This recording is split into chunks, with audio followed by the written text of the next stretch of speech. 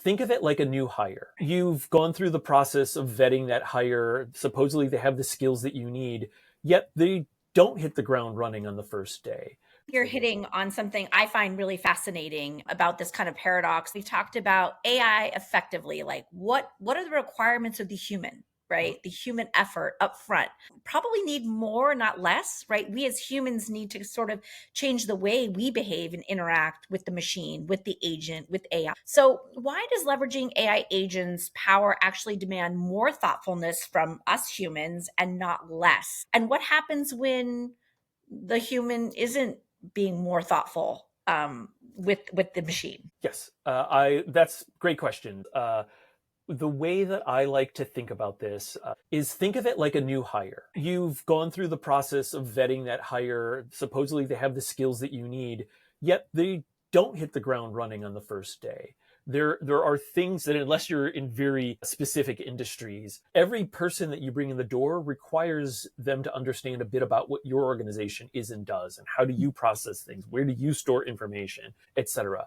So I always recommend, think of it like that. How do you don't just bark orders at the new hire that you have the first day. You're actually highly empathetic about them and the things that they can and can't do. And you're constantly checking in on them, and you're looking at their work, and you're trying to see whether or not it is meeting the way that your organization and the way that you need things done. And I like to dump that kind of into the mentor mindset, which is you want to think, again, drawing the exact opposite analogy, you don't want to be barking orders into that drive-through window.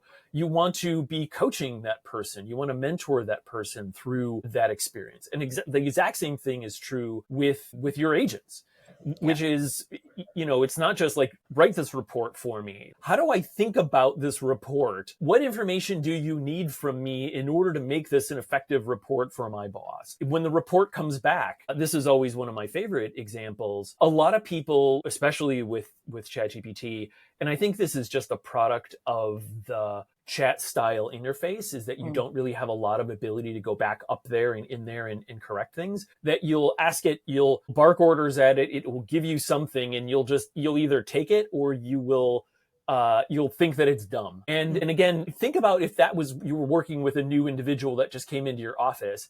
And of course, there are those people out there that do just bark orders at their staff, and they do just berate them if they don't do what they need to do. But let's leave those folks aside that definitely need their management re-up and their retooling. And let's talk about the folks that actually spend the time and look at their reports and talk to them and try to figure out what's going on and set up those weekly guidance meetings and all those other things. And the same thing is exactly true with AI, which is, it really, when an AI comes back with a response, say you're in ChatGPT, and it comes back with something really odd, your question, you can actually ask it and say, well, why did you think that? Or you can tell it the answer that you were looking for and say, well, why didn't you come to this answer? And that's one of the really interesting things that we don't necessarily get with the human side of things, is we can't always go to our reports and say, like, how am I as the manager doing? Are you getting from me what you need? That's not a common thing, though you should have it in your practice. And again, the same thing is true in spades with these tools, which is, you should be able to go, part of your process should be to go in there, and when you get the response that isn't the way you think it is, you can talk to it about what that response should be. And what I always recommend for folks is, don't give it the answer and to continue. Right. You should change the input such that you work the input so that you get the response that you want. Because it's in there somewhere. You just need to give it the right context, the right set of questions. And that exercise of going through that makes you infinitely better. We've talked about prompt engineering, and I don't think prompt engineering is a thing.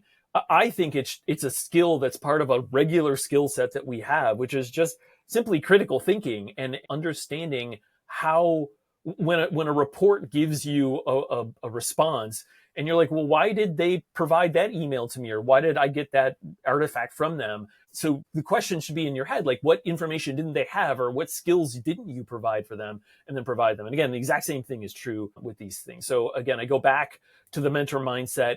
I'll give you a hint and say, it's mostly you that's the problem. I know people hate to hear that they're the problem. But again, when you get a crappy response back from either your charms in Charm or your LLMs in other contexts, it's probably because you didn't provide it the information that it needed. You didn't provide the care and feeding that it needed to get what you needed to get. Yeah, or the context, right? I know that happens so often. I see friends and family members and colleagues and folks that I meet with, and they're like, "Oh yeah, I use AI, I use ChatGPT, but like, sometimes it works and sometimes it doesn't." And I'm like, "Well, give me a scenario." And 99.9% of the time, it's the machine didn't have the right context, or they didn't give it the context it needed to give the output that you're looking for. And it's like what I always say to my kids, right? Because I encourage my kids to use Charm and AI to enhance their abilities and their education to help reinforce. And said, you can never just go to it and say, write me a paper on Africa, right? Like, okay, in what context, what grade are you, always